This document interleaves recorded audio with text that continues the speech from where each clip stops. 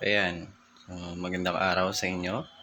At ngayon ang gagawin natin ay mag-upgrade tayo ng laptop ng Acer laptop Aspire 3 4, basta ilalagay ko na lang yung unit dito, hindi ko maalala yung kanyang Then sobrang bagal na niya, kaya nangangailangan na siya ng upgrade.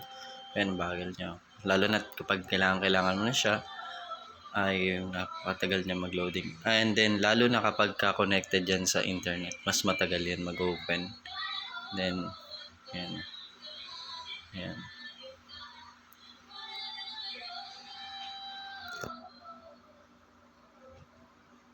Tapos syempre ang una natin gagawin ay shutdown muna natin tong laptop. Yan, di ba? Ang tagal niya mag-function kasi naglo-loading pa siya. Turn off ko na pero hindi pa rin siya turn off. Hintayin lang natin. Ayun, ngayon lang siya gumalaw. So 1 terabyte HDD yung ROM nito, then 4 GB RAM. Sige, shutdown anyway. So ngayon, ang gagawin natin ay dadagdagan natin yung RAM niya.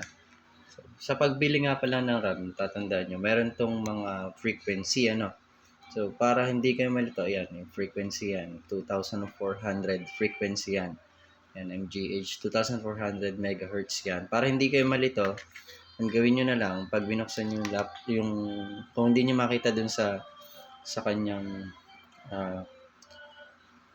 information, pag binindit nyo yung Windows Pulse Break, lilitaw yun. Pero kung hindi nyo makita dyan, para sigurado kayo, pwede nyo naman siyang buksan na lang sa likod. Tapos, papakita ko sa inyo kung paano siya. So, lagay lang tayo ng tela dito. Ito.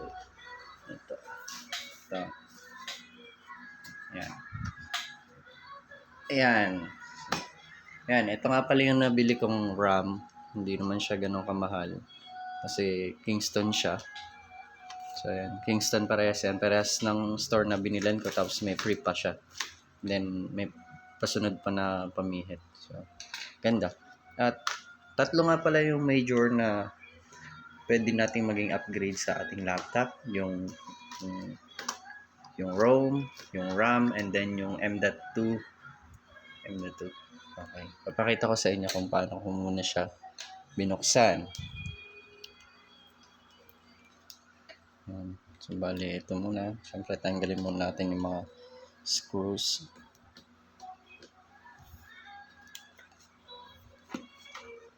Yung iba, meron naman silang mga pamihit na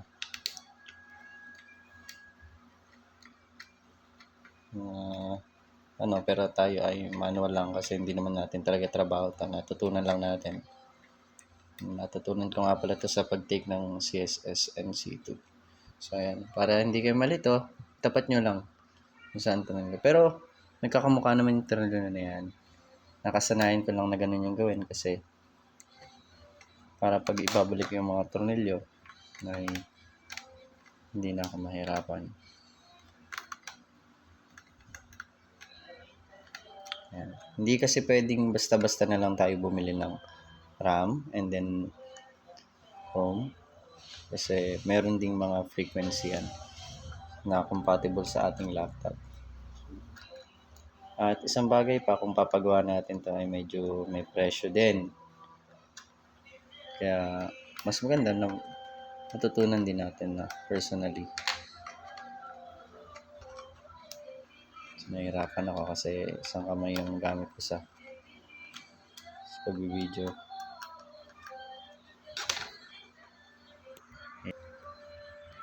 Pero bumili rin pala ako sa Shopee nito ng pambaklas talaga na set na wala naman tong 100 para lang mas dali yung ating trabaho. Saka yung pasunod kasi nung Kingston ay walang magnet.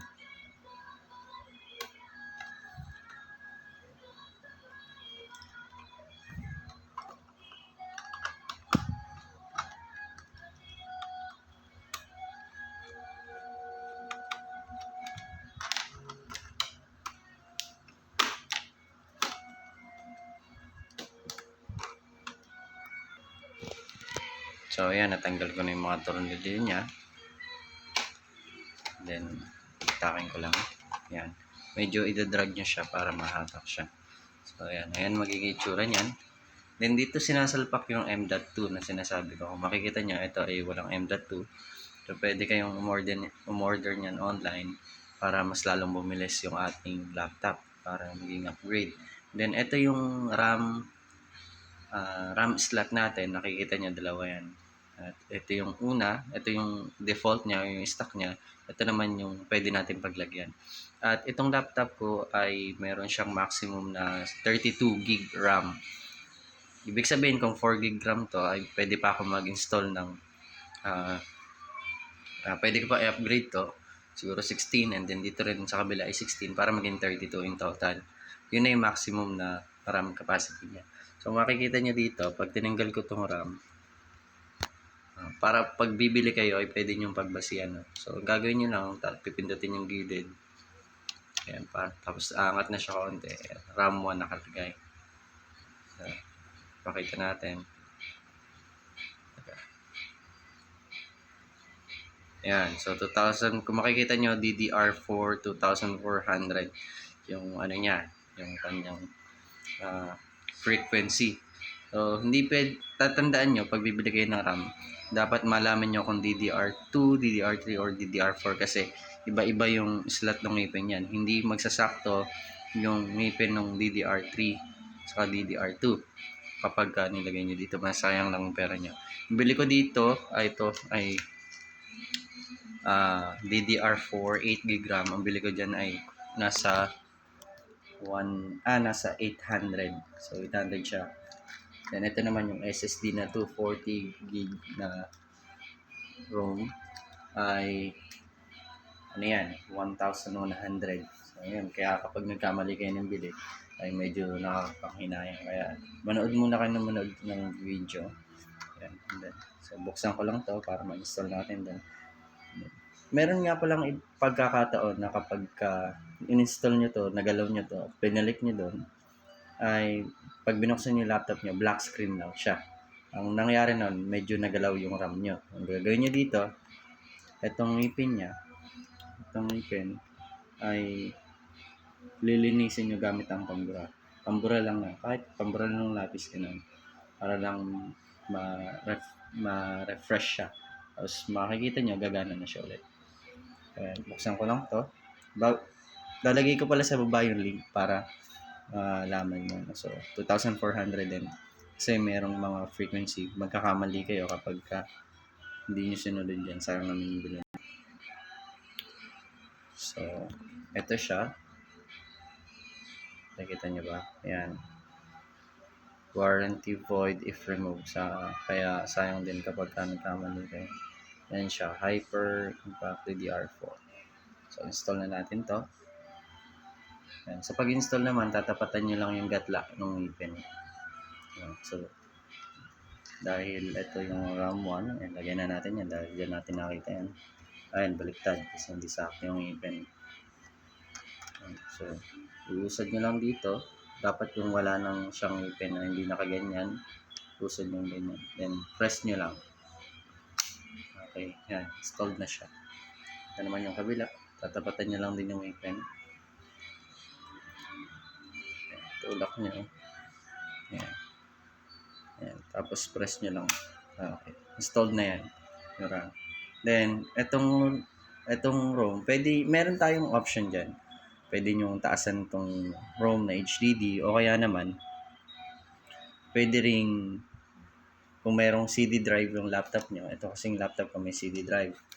Ito, may CD drive siya. Pwede kayong umorder sa Shopee ng CADI, SSD CADI or HDD CADI. Ang gagawin nun, itong CD drive nyo ay tatanggalin nyo na yan. Mangyayari, yung CADI na yon magiging slot siya or lagayan itong SSD para maging dalawa na yung ROM mo. Okay? Hindi mawawala yung mga files mo dito. At the same time, may bago kang SSD na ROM. So, sa next video, papakita ko sa inyo kung paano ginagawa yan. Okay? Bibili muna ako ng CADI.